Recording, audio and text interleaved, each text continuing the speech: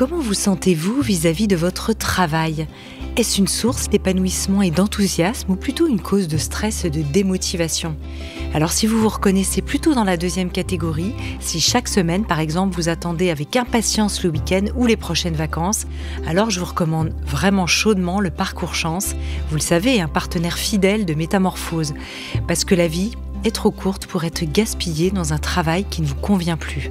Chance, c'est bien plus qu'une simple plateforme, c'est une communauté d'entraide professionnelle déterminée à vous aider à retrouver votre place dans le monde du travail. La méthode de la communauté Chance est unique et éprouvée.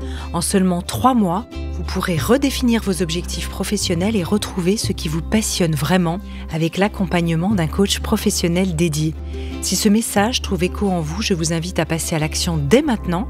Rendez-vous sur le site chance.co pour bénéficier d'un entretien gratuit avec un conseiller et changer ce qui ne va plus dans votre vie professionnelle.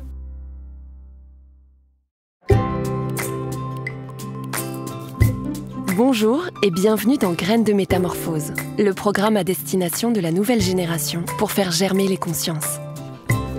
Cette semaine, Xavier Pitois accueillera des personnalités inspirantes qui vous donneront les clés pour grandir en bienveillance et en conscience. Graines de Métamorphose, le podcast qui fait germer la conscience. On cherche souvent à cultiver une relation authentique avec soi-même et avec les autres. Il n'est pourtant pas simple d'intégrer les aspects plus sombres de sa personnalité afin de révéler pleinement ses potentialités. Comment explorer ses émotions refoulées ? Comment accepter ses désirs enfouis ? Comment se libérer des limitations qui nous freinent dans notre vie quotidienne ? En tant que docteur en psychologie, notre invité du jour encourage à dépasser les blocages qui entravent notre développement personnel. Inspiré par ce récent phénomène mondial de shadow work, à savoir un travail thérapeutique de fond apparu dans les années 30, il propose avec son nouvel ouvrage un cheminement guidé autour de questions intimes et profondes afin de vivre une vie plus épanouissante et en harmonie avec ses valeurs profondes. Intitulé « Mon Shadow Work Journal », son nouveau livre est disponible aux éditions Marabout. Bonjour Aymeric Le Breton et merci. Bonjour. Tu es en forme ? Parfaitement. Parfait. Alors bon, Aymeric, pour toi 2024, ça marque à la fois la sortie de ton premier Shadow Work Journal, oui, mais aussi de la suite de ce que j'aimerais te dire, qu'on évoquera également dans cette interview.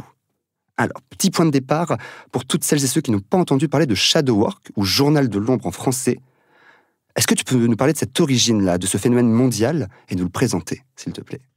Alors le shadow work, il vient d'un concept théorique qui a été défini par Carl Gustav Jung, qui était un élève de Freud. D'abord élève de Freud, puis après il s'est séparé, il a pris son autonomie, et il a défini donc l'ombre. Alors l'ombre, qu'est-ce que c'est ? L'ombre, c'est une partie de nous-mêmes, inconsciente, qu'on ne veut pas voir, qu'on ne veut pas reconnaître, qu'on veut tenir cachée. Et le Shadow Work Journal, en fait, c'est une sorte de journal intime qui est guidé par des questions et qui permet de partir à la découverte justement de cette ombre, de cette part cachée de nous-mêmes. Alors, toi qui es thérapeute d'origine, tu soulignes l'importance d'accéder pour le coup à cette part d'ombre, cette partie moins lumineuse de notre être.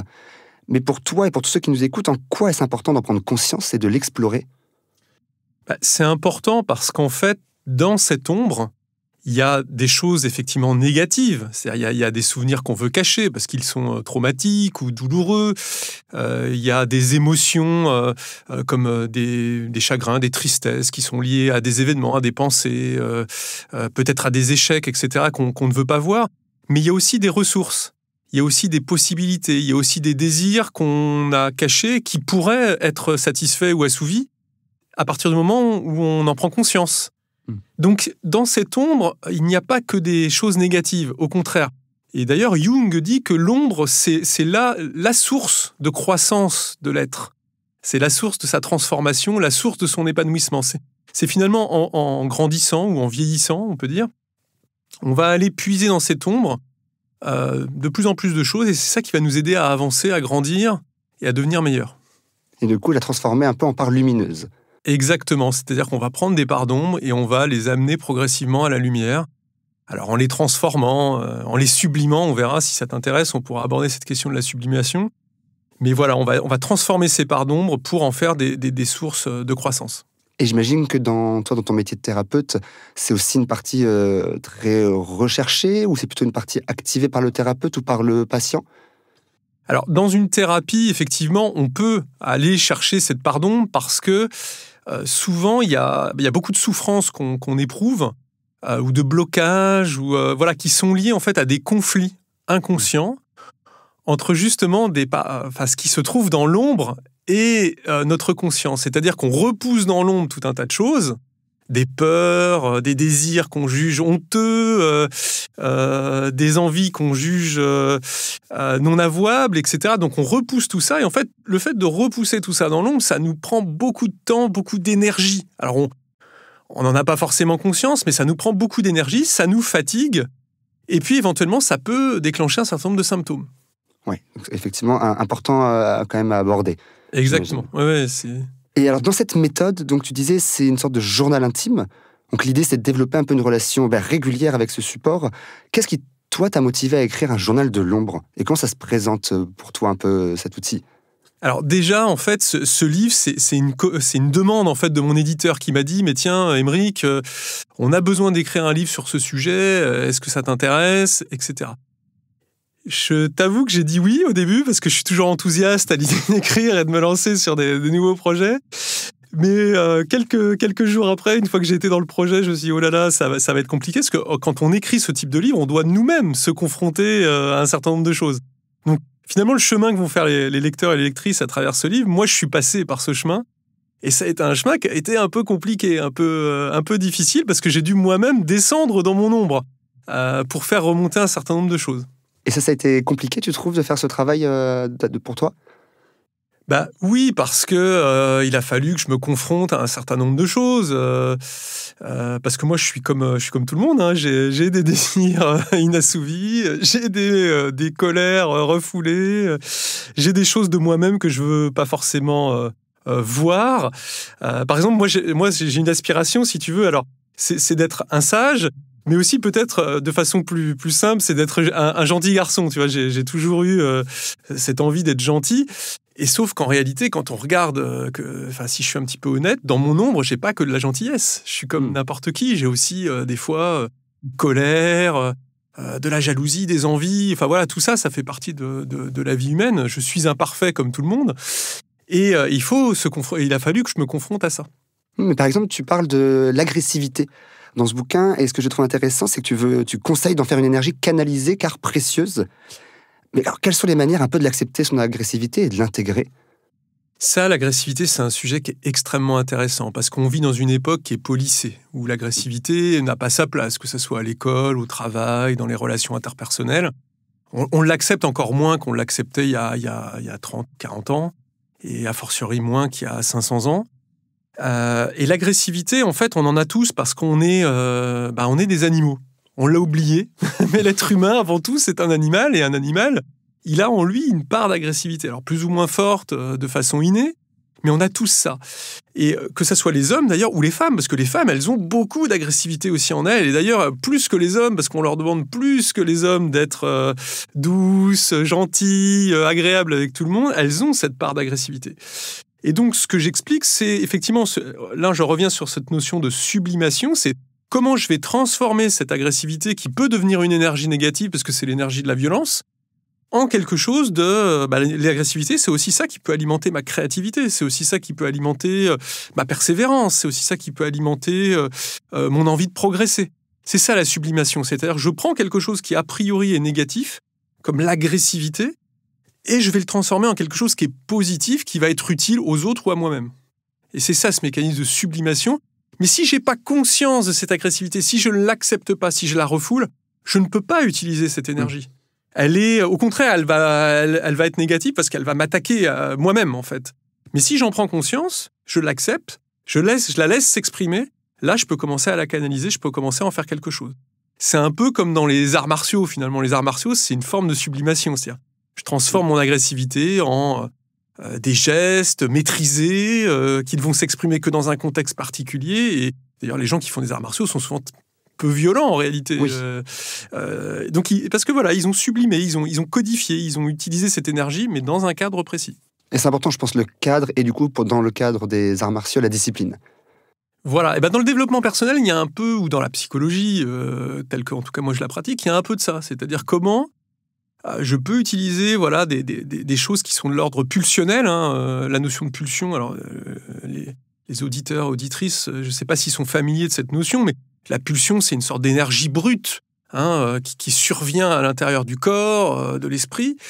Et cette énergie, il faut la dompter, il faut la canaliser, il faut la transformer. C'est ça le rôle de la connaissance de soi et de ce travail qu'on peut faire sur l'ombre. Oui, puis j'ai l'impression qu'aussi en tant qu'animal, on se contraint un peu dans nos activités, dans nos décisions, aussi de peur des réactions autour de nous, que ce soit de nos proches, effectivement au niveau professionnel, au niveau amical, au niveau familial. Alors du coup, ça serait quoi la première étape un peu pour assumer cette part d'ombre et se dire, essayer de transformer cette agressivité ou de la sublimer? La première étape, c'est déjà de se rendre compte du fonctionnement de l'être humain et de son propre fonctionnement. C'est-à-dire de se rendre compte que ce que j'essaye de montrer aux autres, ce que j'essaye de voir en moi-même, ce n'est qu'une partie de l'histoire. Et qu'il y a des choses que je ne vois pas, que je ne veux pas voir. Déjà, ça, c'est la première étape. À partir du moment où on se rend compte de ça, et c'est pas si évident que ça de se rendre compte de ça, on peut commencer à explorer. Voilà, qui serait finalement la deuxième étape, c'est-à-dire partir ensuite explorer ces faces cachées, mais d'abord se rendre compte effectivement qu'il y a des choses qu'on se cache à soi. Et ça me semble être le point de départ de tout travail. Et c'est, j'imagine, l'un des points de départ du coup un peu du shadow work. Oui, parce que au-delà moi, ce que j'apprécie énormément dans un livre, c'est aussi d'expliquer les choses. C'est aussi que les personnes qui vont lire, elles vont apprendre des choses sur la psychologie. Elles vont apprendre bien sûr plein de choses sur elles-mêmes, mais aussi sur la psychologie, pour mieux se comprendre, mieux comprendre les autres. Donc voilà, donc je fais aussi tout ce travail d'expliquer ça, et puis de leur donner des exemples concrets pour qu'elles puissent voir à quoi ça correspond. Et alors pour le coup, dans la partie un peu pratique, pour projeter un peu les auditeurs et auditrices, effectivement, tu présentes un petit peu chaque idée, toi, chaque clé, un petit peu pour accéder à ces parts d'ombre. Et ensuite, c'est plein de questions, plein d'anecdotes.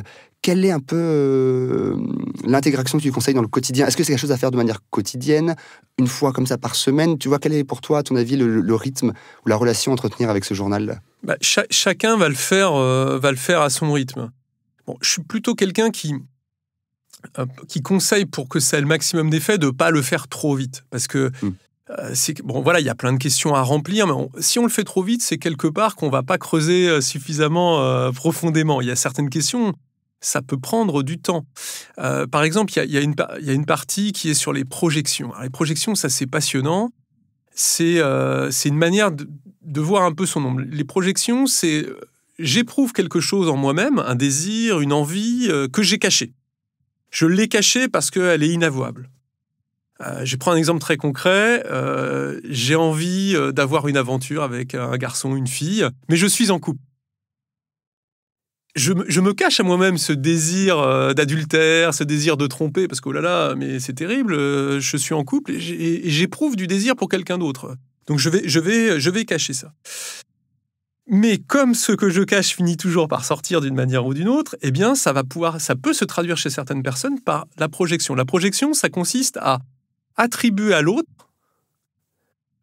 un désir que j'ai moi-même. Et donc, c'est vous voyez, on connaît tous des gens qui ont une sorte de jalousie maladive. Bon, je ne vais pas faire de généralité, c'est pas vrai pour tous les gens qui ont de la jalousie maladive, mais pour un certain nombre d'entre eux, cette jalousie maladive, elle vient de leur propre désir d'avoir une aventure adultère. Et ça, voilà. Et donc, on peut partir à travers ces projections, comme ça, on peut redécouvrir chez soi un certain nombre comme ça de désirs qu'on n'arrivait pas à avoir. Et ça va nous permettre, par exemple, de guérir de la jalousie maladive. Ça ne veut pas dire qu'on va plus du tout être jaloux, mais on va prendre conscience d'un certain nombre de choses et on va être moins jaloux, et donc on va repartir sur un fonctionnement normal. Bien sûr, mais alors qu'est-ce que tu conseilles si jamais on n'a pas envie d'y céder à ce désir, pour différentes raisons? Comment essayer de vivre avec, de le digérer, quel serait le terme un peu approprié pour toi? Le mot-clé, c'est fantasme. Ok. Ça, c'est vraiment un mot-clé qui est... alors, le fantasme, souvent, il est associé à des désirs sexuels, voilà. Ce qui n'est pas faux, d'ailleurs, parce que dans la psychanalyse, on l'a beaucoup associé à la sexualité. Mais le fantasme, c'est... je vois quelque chose dans mon esprit, je ressens, pourquoi pas, quelque chose dans mon corps, mais il n'y a pas forcément de passage à l'acte réel. C'est-à-dire que je peux fantasmer d'avoir une relation sexuelle avec un garçon ou une fille, un collègue de travail, le meilleur ami de mon mari, que sais-je. Je peux le fantasmer, c'est pas grave. Il n'y a pas de conséquences à ce fantasme. Je peux fantasmer que sur l'autoroute, parce que quelqu'un m'a fait une queue de poisson, j'ai rêvé que j'allais le taper, le tabasser, ou même le tuer. Enfin, là, je vais vraiment dans des extrêmes. Mais du moment que c'est un fantasme, c'est-à-dire que c'est une idée, et qu'elle reste au stade d'idée, de ressenti, c'est pas grave, il n'y a pas de conséquences. Et donc, le fantasme, pour moi, c'est un peu le début de la guérison, parce que c'est ce qui permet d'ailleurs de se réconcilier avec son ombre, c'est-à-dire laisser un certain nombre de désirs inassouvis, d'émotions cachées, de souvenirs cachés ressurgir dans ses pensées, dans ses sensations, sans pour autant qu'il y ait de conséquences directes. Oui, néfaste. Ouais. Voilà, c'est ça. Et en fait, le fantasme, ça permet justement de se réconcilier avec son ombre, sans pour autant commettre des actes qui effectivement vont entraîner des conséquences, et ces conséquences, après, il faudra les assumer, et voilà, et là ça devient beaucoup Et là, plus... c'est un autre travail. Là, c'est un autre travail, parce que si on trompe réellement son conjoint, s'il le découvre, après, ça va poser des problèmes. Mais tant que c'est du fantasme, autorisez-vous. Voilà, moi, si j'ai une recommandation à faire, c'est, autorisez-vous à fantasmer, c'est pas grave. Et c'est d'ailleurs un psychiatre qui m'avait accompagné, qui m'avait fait découvrir ça, la différence entre le fantasme et la réalité, et ça permet déjà de se réconcilier avec soi-même sur tout un tas de sujets. Ça allège un peu, du coup, j'imagine, de détailler, d'imaginer vraiment ce fantasme, peut-être un peu dans son imagerie, quoi. Oui, parce qu'en fait, l'esprit humain, pour lui, le réel et l'imaginaire, c'est un peu pareil. Ça, c'est pas toujours évident à comprendre, mais ce qui se passe dans l'inconscient, l'inconscient, il confond l'imaginaire et le réel. Donc pour lui, quand il y a un fantasme, c'est presque comme si ça s'était vraiment passé. Ah, il n'y a pas vraiment de dissociation. Non, et l'inconscient, il a du mal à dissocier l'imaginaire du réel. Donc quand je fantasme quelque chose, quelque part, pour lui, c'est comme si ça s'était réellement passé. Et donc c'est bien, parce que lui, il est satisfait, en fait. C'est-à-dire que pour l'inconscient, fantasmer de tromper son conjoint, puisqu'on est sur ce thème-là, c'est presque la même chose que de le tromper réellement. Et donc, cette pulsion qui est à l'origine de ce désir, elle va être satisfaite.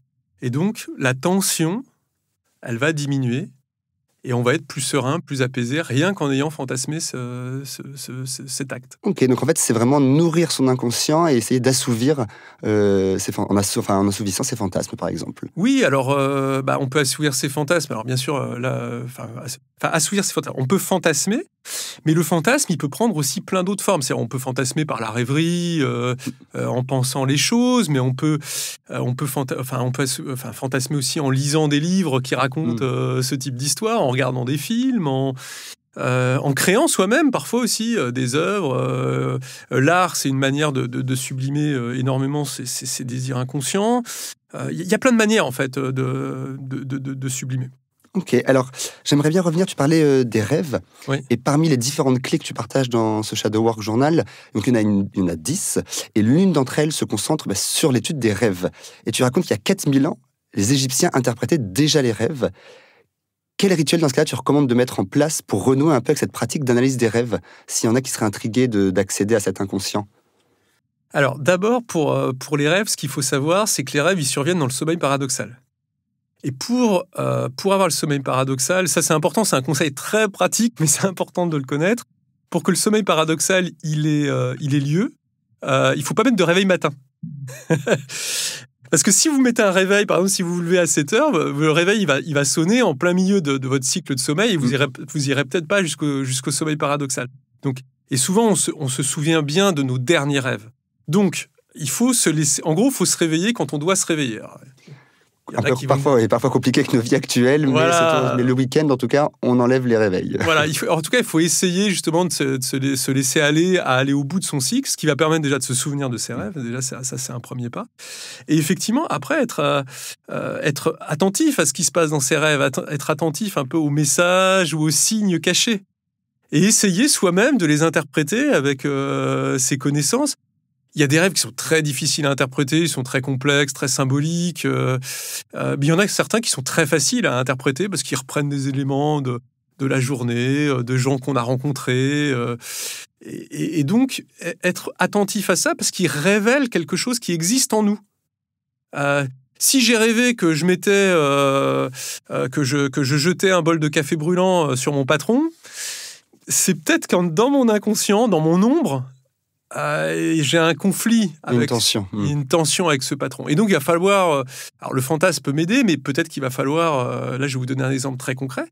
Peut-être que c'est le moment d'aller voir votre patron et d'évoquer les points qui ne vont pas. Parce que, je sais pas, vous vous sentez humilié par un certain nombre de ses remarques ou blessé, parce que y a un certain nombre de choses qu'il vous avait promises et vous avez l'impression qu'il n'a pas tenu ses promesses. Enfin, ça peut être plein de choses. Il peut y avoir plein de sources d'insatisfaction dans une relation, notamment professionnelle. Mais voilà, vous voyez, si vous êtes attentif à vos rêves, vous allez voir qu'il y a quelque chose qui se passe en vous, qui crée une tension. Et la meilleure solution pour traiter cette tension, j'ai parlé du fantasme, mais il y a aussi l'action. C'est-à-dire passer à l'action, essayer de régler le problème dans la réalité. Et donc ça, c'est aussi ça, le travail sur l'ombre. Alors, c'est moins un sujet que j'aborde dans ce livre, mais c'est une piste qui peut être intéressante également. Oui, communiquer. Voilà. Et passer à l'action, ça peut être aussi à travers la parole. Exactement, pour essayer de régler un certain nombre de problématiques, parce que, je sais pas, par exemple, on peut avoir des peurs, par exemple, on peut avoir peur je sais pas, par rapport à ses enfants, qu'il se passe quelque chose, qu'il leur arrive un malheur, mais on va repousser cette peur.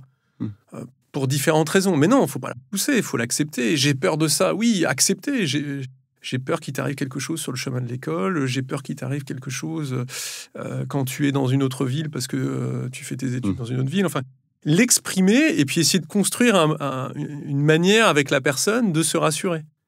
Oui, sans projeter en même temps toutes ses propres peurs. Exactement, parce que il y a beaucoup de gens, qu'est-ce qu'ils font? C'est plutôt que d'accepter cette peur parce que soit elle les effraie, parce qu'ils en ont honte, parce qu'ils la jugent non légitime, parce qu'ils savent pas quoi en faire, vont la repousser, la refouler dans leur ombre. Mais elle va toujours finir par ressortir. Et elle peut ressortir, c'est-à-dire que j'ai peur, mais au lieu de dire j'ai peur, je vais être agressif, par exemple, avec la personne. Parce que cette peur, je l'ai pas acceptée, donc elle ressort sous une forme d'agressivité. Donc je vais agresser, par exemple, ma fille ou mon fils alors que j'ai peur. Oui, c'est contre-productif du coup dans la relation. Ça va gâcher la relation, ça va encore alimenter la peur. Donc vous voyez, on est vraiment sur ces choses-là. C'est-à-dire finalement, laisser les choses venir, les accueillir en soi, les émotions, les peurs, les désirs, laisser tout ça venir. Après, faire le tri, bien sûr, et essayer de traiter ces sujets. Non pas en se disant, ça vaut rien, c'est pas intéressant. Mais au contraire, non, c'est comme des messages que je reçois. Et je peux recevoir des messages à travers mes rêves, notamment, pour passer à l'action, pour essayer d'avancer. Oui, c'est finalement plein de messagers. Alors effectivement, à prendre parfois avec des pincettes, mais ça, en fonction de la régularité peut-être du message, de l'intensité, c'est toujours intéressant à étudier, quoi. Ouais, mais c'est ça, vous avez parfaitement raison. Je pense qu'on reçoit des signes ou des messages de la part de notre inconscient. Parce que notre inconscient, lui, il sait beaucoup de choses. Il est très rapide, il voit tout, il est aux aguets. Notre conscient, il voit un tout petit bout du film, quoi. Notre inconscient a un peu un temps d'avance, quoi. Ah, souvent. Alors, si jamais, parfois des personnes, entre guillemets, notifient qu'elles ne se rappellent pas de leurs rêves au réveil, tu proposes notamment l'exercice du rêve éveillé. Est-ce que tu es d'accord pour nous expliquer un peu ce que c'est et dans quel cadre on peut l'expérimenter ? Oui, alors le réveil éveillé, en fait, il se base sur des techniques. Alors c'est de la PNL ou de l'hypnose, et donc on va essayer de faire un rêve éveillé, et donc de se mettre un peu dans le même état que dans le rêve, pour laisser venir à soi un certain nombre d'idées, d'images, par le lâcher prise. Et donc dans le livre, je le fais de façon guidée parce que c'est plus facile. Donc je donne déjà les techniques à la personne, qu'elle se crée son environnement pour pouvoir se mettre dans cet état d'esprit et après laisser un certain nombre d'idées. C'est des choses qui vont un peu avec... les poètes pratiquaient beaucoup ça, l'écriture automatique par exemple. Et ça, c'était une autre manière finalement de laisser les choses venir à soi et d'essayer de comprendre. En gros, c'est une sorte de... Enfin, de toute façon, pour accéder à l'ombre, il faut lâcher prise. Lâcher prise pour que les choses viennent. Et donc après, il y a plein de petites techniques. Effectivement, le rêve éveillé en fait partie. Mais je pense que sur le rêve, même les gens qui s'en souviennent pas, ils peuvent quand même... Parce que des fois, on parle de souvenir d'un rêve, on essaye par exemple de se souvenir d'images. C'est peut-être pas des images dont on se souvient, ça peut être aussi des sensations, des émotions. Il peut rester aussi des choses comme ça. Et donc voilà, c'est une autre manière de rêver finalement. Tout le monde n'a pas des rêves avec des images. D'accord, donc les sensations. Il y a quoi d'autre? Il y a les images, les sensations, il y aurait quoi d'autre? Ça peut être des sons, ça peut être des impressions. Voilà, je pense qu'il y a toujours un reste du rêve. Mais la confusion qu'on peut faire, c'est de vouloir forcément chercher une image. Oui, voilà. Il faut s'y rattacher, quoi. On apprend aussi en te lisant que notre mémoire nous ment. Elle choisit au sens de valoriser ou taire certains événements et certaines pensées. Alors, par quelle méthode convoquer ces expériences cachées pour améliorer sa connaissance de soi? Alors, c'est vrai que la mémoire, ça, c'est quelque chose d'assez fabuleux, la mémoire, mais elle n'est pas... il y a eu beaucoup d'études qui ont été réalisées en psychologie sur les témoignages. Donc, les témoignages, c'est finalement qu'on regardait ce que les gens se souvenaient après avoir vécu tel ou tel événement. Et ce qu'on s'est aperçu, c'est que oui, la mémoire, elle déforme, en fait. La mémoire, c'est une construction. Ce n'est pas une copie de la réalité comme une caméra qui viendrait filmer une scène. Pas du tout. La mémoire, c'est une construction. Donc, un souvenir, c'est une construction. Il y a des éléments de réalité, et puis dedans, il y a des éléments qui sont propres à nous. Ce qui fait que deux personnes qui voient exactement la même scène ne vont pas du tout en avoir le même souvenir. Elles ne vont pas retenir les mêmes éléments. Donc ça, c'est un premier point. Et puis le deuxième point qui est assez intéressant sur la mémoire, c'est qu'avec le temps, les souvenirs aussi se modifient. C'est ce qui fait que souvent, les meilleures vacances dont on se souvient, c'était les pires sur le moment. C'est celles où on a eu le plus de galères, le plus de difficultés, etc. Mais avec le temps, c'est devenu un bon souvenir parce que on a pris plaisir finalement à le raconter à des amis, à la famille, etc. Et donc, les pires vacances de notre vie sont devenues les meilleures vacances de nos vies parce que, en fait, associé à ce souvenir, il y a d'autres expériences qui sont venues. Donc, il y a des souvenirs cachés parce qu'on les a repoussés, qui peuvent être traumatiques. On a repoussé un certain nombre de souvenirs parce qu'ils ont été traumatisants, etc. Donc partir explorer son ombre, c'est aussi partir explorer ses souvenirs. Mais toujours avec prudence, en se disant, attention, ce souvenir, ça ne sera pas intégralement la réalité. Ça sera un bout de réalité, ce qui ne veut pas dire que tout ce que raconte le souvenir est faux. Hein. C'est pas du tout ça, mais il faut y aller avec prudence. Voilà, toujours avec une certaine... modération, en se disant, voilà, j'ai ce souvenir-là, et qu'est-ce qu'il raconte, et qu'est-ce que je peux en faire pour aller mieux, quoi. Oui, finalement, on a un peu sélectionné, et au fur et à mesure des années, ça modifie en plus le souvenir, quoi. Ah oui, complètement. En fait, le souvenir s'alimente toujours de nos expériences, et donc un souvenir d'il y a 20 ans ou 30 ans, il va être déformé par les expériences ou nos représentations d'aujourd'hui. Et donc, ce qui a été vécu, par exemple, moi, j'ai grandi à une période où se prendre des claques par ses parents, c'était normal. Je veux dire, voilà. Mais si je réinterprète ça dans mes normes d'aujourd'hui, où la violence, même une claque, c'est considéré comme de la violence, je peux avoir tendance à me dire, oui, mes parents me violentaient. Alors, quelque part, dans les faits, il y a effectivement une part de vérité, puisqu'il y avait une forme de violence à mettre des claques et des fessées à des enfants, quand surtout, c'était pas toujours justifié. Mais par contre, il faut quand même remettre les choses dans leur époque, en fait. Et donc voilà, c'est ça, quand je parle de prudence, oui, on avait d'autres normes, on avait d'autres façons de voir. Donc, il faut peut-être pas réinterpréter non plus le souvenir totalement comme j'ai été victime de violences intrafamiliales. Vous voyez alors après, il faut regarder, chaque cas est unique. Hein. Je ne fais pas le contexte, bien sûr. Il faut regarder le contexte. Mais par contre, ce qui va rester, c'est comment je compose avec ce souvenir. Peut-être qu'il a été traumatisant pour moi quand même. Cette violence, elle m'empêche aujourd'hui de faire un certain nombre de choses. Donc comment j'essaie de me réconcilier avec ce souvenir, comment j'essaie de donner du sens à ce souvenir et à l'utiliser pour qu'il soit positif pour ma vie d'aujourd'hui. C'est ça qui est important, parce que ce qui s'est passé, malheureusement, on ne peut pas le changer.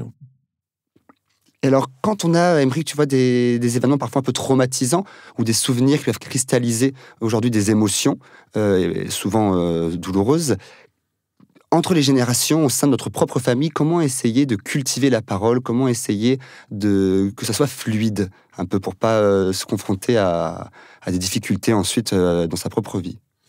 Alors, c'est vrai que dans les familles, parfois, il n'y a pas de transmission de l'histoire, des émotions. C'est-à-dire que les parents, par exemple, vont être un peu comme une boîte noire, c'est-à-dire on ne saura pas quelle est leur histoire, qu'est-ce qu'ils ont vécu de traumatique, qu'est-ce qu'ils ont vécu d'heureux. C'est-à-dire qu'il y a une sorte de coupure entre les générations, et ça peut laisser effectivement comme une sorte de vide. Et comment ça s'appelle ? Ça veut dire qu'on a vécu des choses dans notre éducation, mais sans pouvoir donner du sens à ces choses. C'est-à-dire que nos parents avaient des réactions, des attitudes, des émotions. Ils pouvaient se mettre en colère, par exemple, sur un sujet, et on est incapable de comprendre pourquoi ils se mettaient en colère sur ce sujet-là, précisément, parce qu'on n'a pas accès à leur histoire. Et donc, c'est vrai que là, ce qui est intéressant, c'est d'essayer de parler avec eux. En tout cas, de créer un contexte pour essayer de parler avec eux et de mieux connaître ce qu'ils ont vécu, d'où ils viennent. Et ça va nous aider à mieux les comprendre. Et si on n'a pas la chance d'avoir ses parents, tu vois, si jamais malheureusement la vieillesse les a emportés et qu'on a pourtant des questions en nous et qu'on est un peu dans un travail thérapeutique ou de shadow work journal, qu'est-ce que tu conseilles ? Quelles questions se poser à soi-même ou comment essayer, malgré tout, malgré leur absence, de pouvoir vivre avec, quoi ? Il y a différents moyens. Si on n'a plus la chance d'avoir ses parents, peut-être qu'il peut rester des oncles, des tantes, des personnes vivantes qui, eux, ont des fragments de cette histoire qu'ils vont pouvoir nous donner. Et là, c'est l'occasion d'aller voir ces personnes, d'essayer de renouer avec son histoire. Il y a un deuxième moyen, c'est que la petite histoire rejoint souvent la grande histoire. Moi, je me souviens que j'ai beaucoup accompagné des personnes qui venaient, par exemple, d'Algérie. Et c'était intéressant parce que le fait de redécouvrir l'histoire, pas celle qu'on apprend à l'école, parce que c'est une histoire simplifiée, mais la vraie histoire de la colonisation française en Algérie, de la décolonisation, de tout ce que ça a pu avoir de traumatisant pour les deux peuples, en réalité, hein. Voilà, ça, c'est aussi une manière de réaccéder, finalement, à l'histoire de ses parents.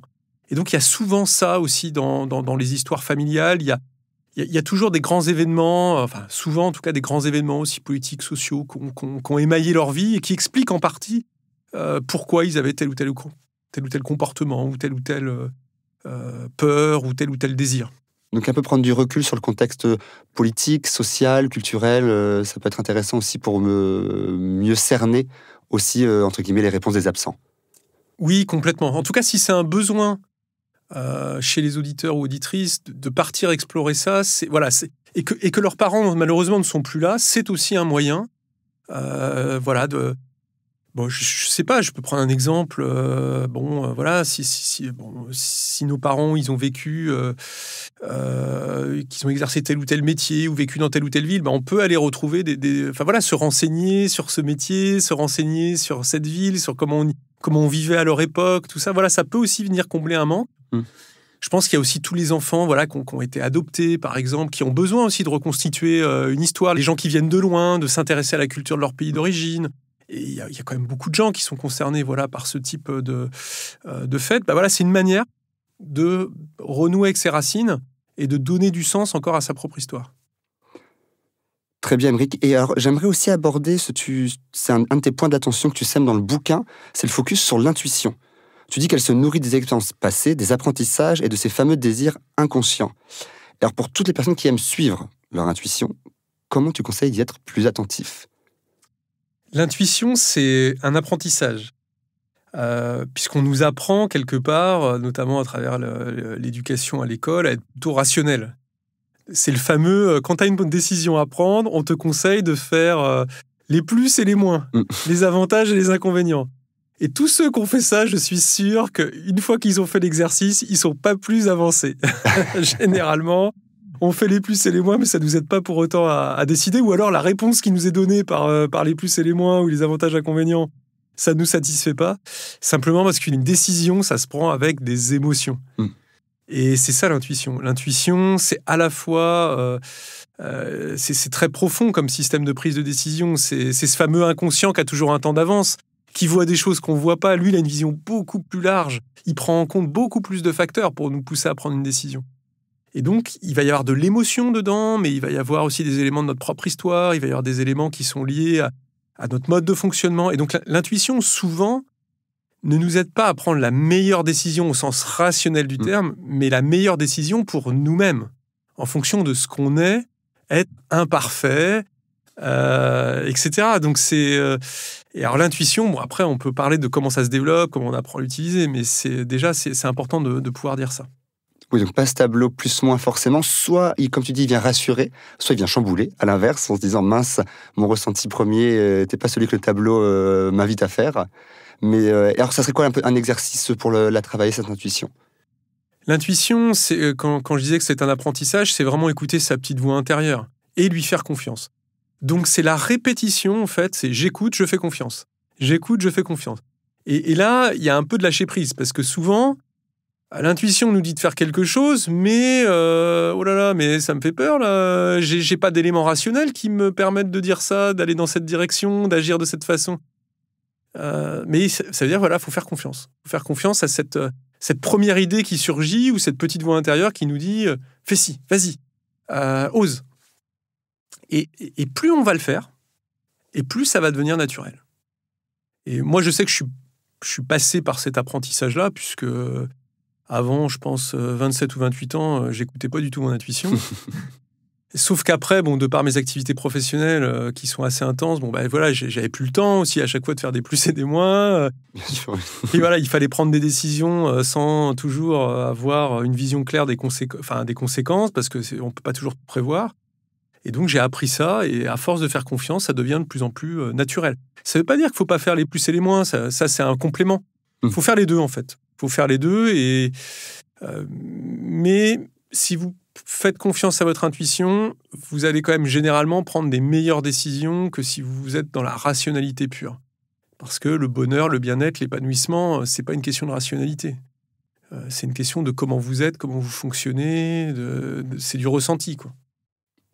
Et pour un peu continuer à parler un peu de cette intuition, de ces pulsions, tu rappelles que l'être humain, mais il n'est pas forcément attiré que par le bien, et que du coup, il faut faire quand même beaucoup d'autocompassion avec soi.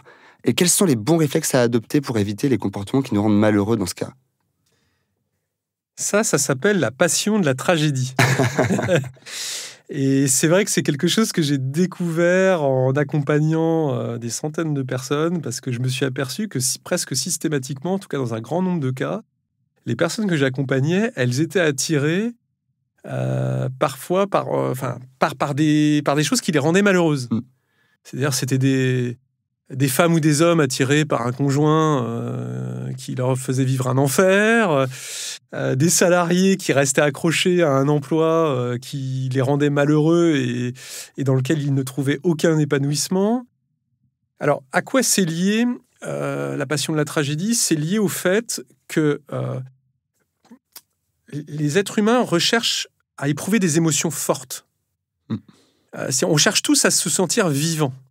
Et pour se sentir vivant, il faut qu'on ait ces émotions très fortes. Et donc, c'est vrai que si au lieu d'être juste contrarié, je me mets dans un état de rage, l'intensité de l'événement que je vais vivre ne va pas être le même. Si au lieu d'être juste joyeux, je suis dans un état d'extase, d'euphorie incroyable, bien sûr, je ne vais pas avoir le même niveau d'intensité. Et souvent, d'ailleurs, on retrouve ça beaucoup chez les jeunes personnes parce qu'ils n'ont pas encore, ils n'ont pas encore eu les punitions qui vont avec. Et donc, ils cherchent l'intensité. Et malheureusement, cette intensité va les conduire souvent à faire des mauvais choix. Des mauvais choix, rester en couple avec quelqu'un qui nous rend malheureux, rester dans un job qui nous rend malheureux, rester dans une région qui nous rend malheureux, voilà, tout un tas de choses, mais parce que, quelque part, il nous arrive des choses. Et donc ça, il faut faire extrêmement attention à cette attirance naturelle, inconsciente, vis-à-vis de ce type d'expérience. Alors, c'est quoi? Ça serait juste l'expérience de la vie? Ou comment se satisfaire, tu vois, d'événements ou d'émotions moins intenses? Tu vois, essayer de réduire un petit peu ça pour finalement en être heureux aussi, quoi. Il y a une double possibilité. Soit effectivement, on apprend avec le temps à se contenter de choses plus douces, mais peut-être plus profondes aussi, parce que la joie, ça peut être quelque chose de merveilleux aussi, peut-être moins fort que l'extase, mais si elle est plus longue, si on en profite bien, si on est attentif à cette joie, et donc si on la savoure comme quelque chose qui dure. Donc ça peut être une première voie. Et puis une deuxième voie, c'est d'aller chercher des émotions intenses, mais dans des choses positives. Je ne sais pas, par exemple, on peut avoir des émotions extrêmement intenses dans un défi professionnel, on a accepté une promotion, on a décidé de créer sa boîte, on a décidé de se lancer dans un projet de reconversion.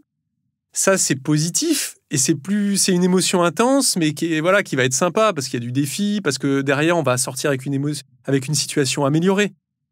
Plutôt que d'aller chercher une émotion intense en vivant une histoire d'amour totalement passionnelle mais destructrice, avec quelqu'un qui ne nous correspond pas du tout. Donc vous voyez, finalement, la réponse, c'est choisissez vos expériences en fonction de la manière dont vous allez sortir à la fin de cette expérience. Si vous en sortez grandi et que votre situation est améliorée, allez-y. Il n'y a pas de souci pour éprouver des choses intenses. Oui, tout est gagné même. Voilà, c'est ça. Mais par contre, si c'est pour en sortir en petits morceaux, ça sert à rien de se lancer dans une expérience. Et tu crois qu'on le ressent pour le coup? Est-ce que son intuition nous le fait comprendre ça à l'avance? Parce que parfois, on peut le découvrir en chemin d'une aventure. On peut accepter un travail et finalement, avoir été séduit par l'équipe, par le projet. Et quand on arrive dans le détail de cette mission professionnelle, on peut vite déchanter parfois, quoi.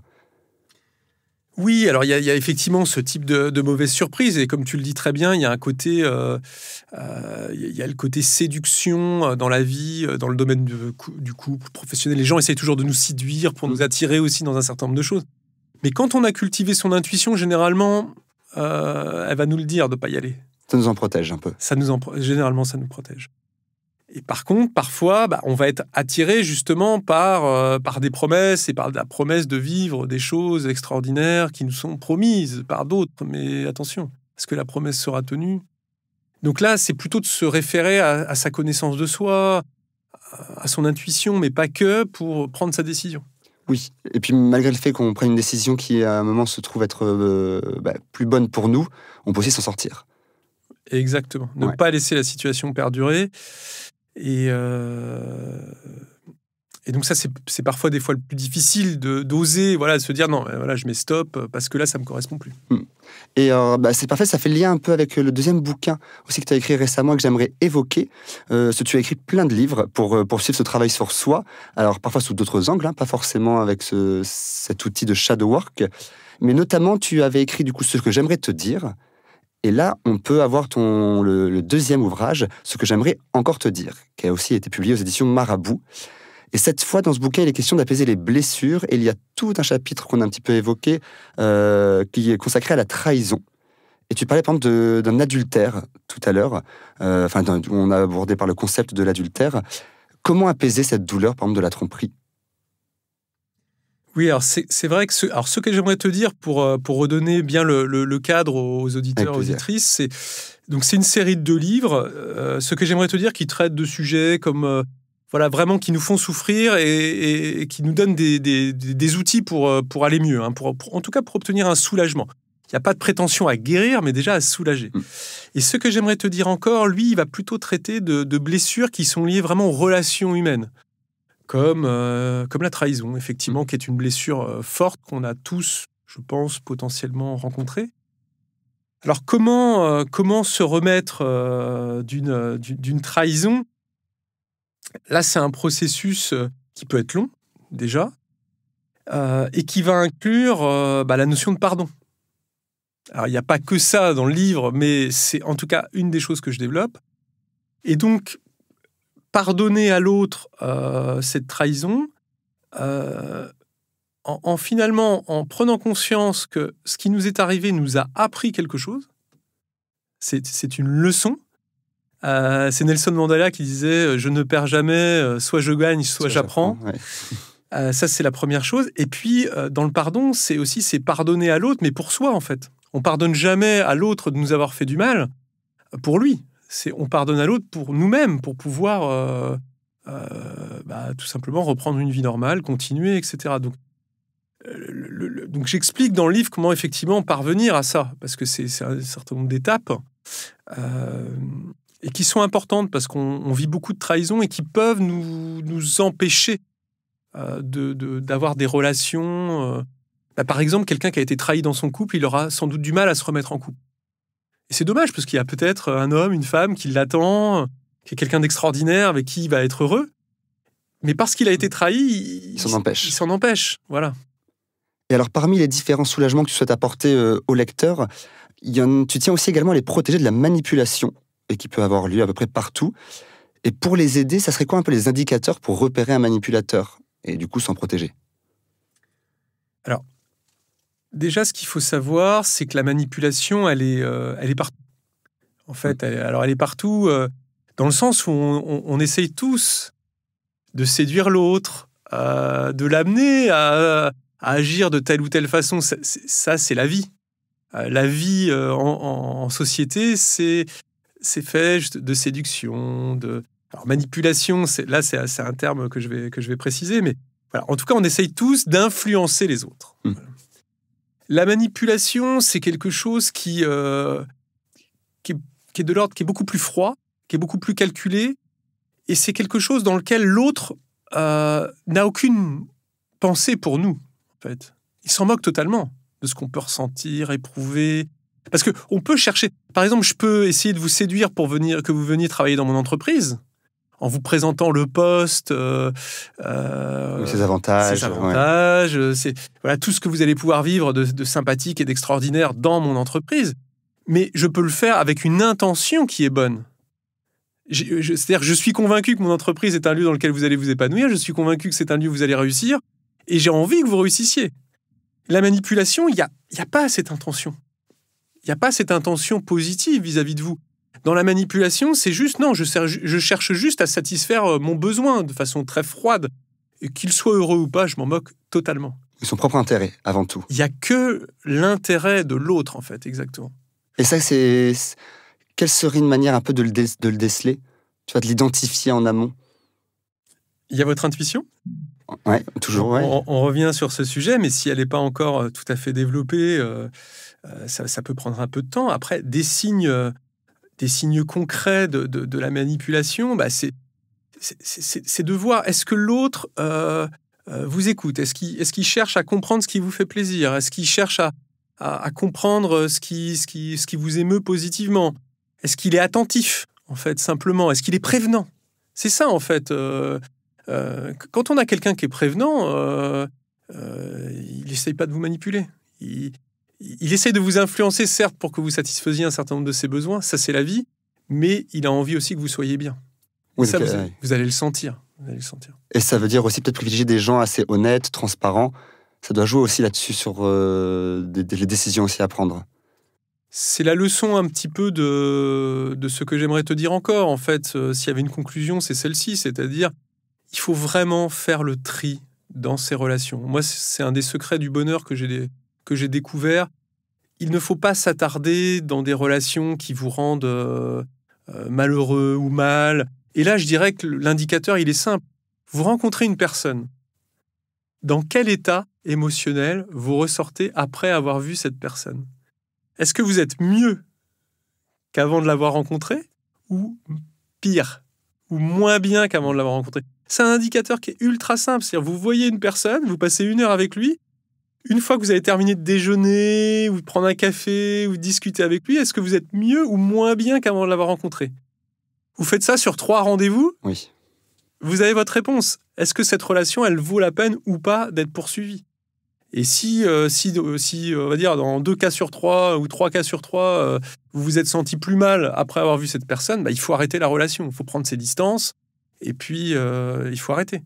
Parce que ça va... Ça, c'est un autre secret de l'esprit humain, c'est-à-dire que ce que l'on éprouve à l'intérieur de nous-mêmes est le reflet aussi de notre entourage, est le reflet de la qualité de nos relations avec les autres. Si j'ai des relations de bonne qualité avec les autres, je serai bien en moi-même. Et l'inverse est également vrai.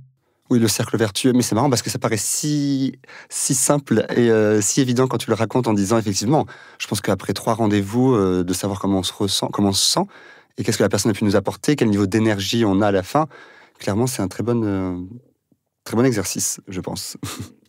Après, ce qui est difficile, parce qu'effectivement, ça peut sembler simple, mais ce qui est difficile, c'est de mettre fin à cette relation.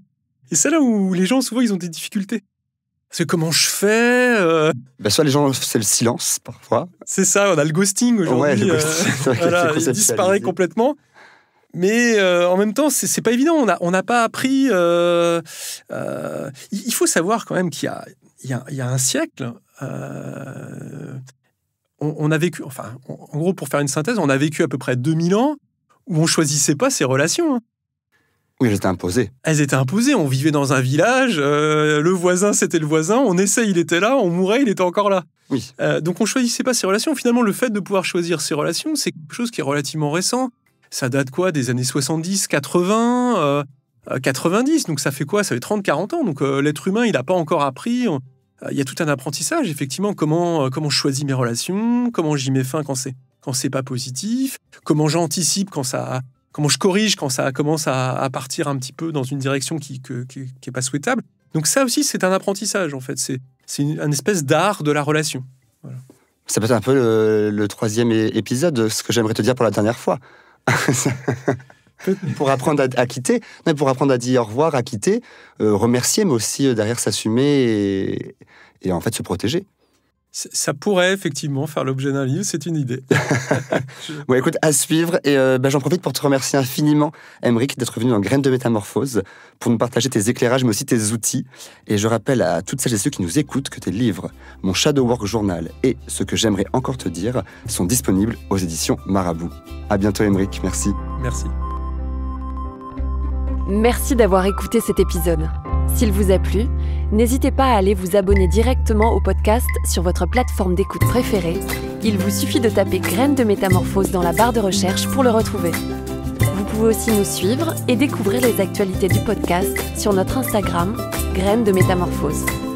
On se retrouve la semaine prochaine, même jour, même heure, et en attendant, retrouvez Anne et ses invités avec de nouveaux épisodes de Métamorphose, le podcast qui éveille la conscience.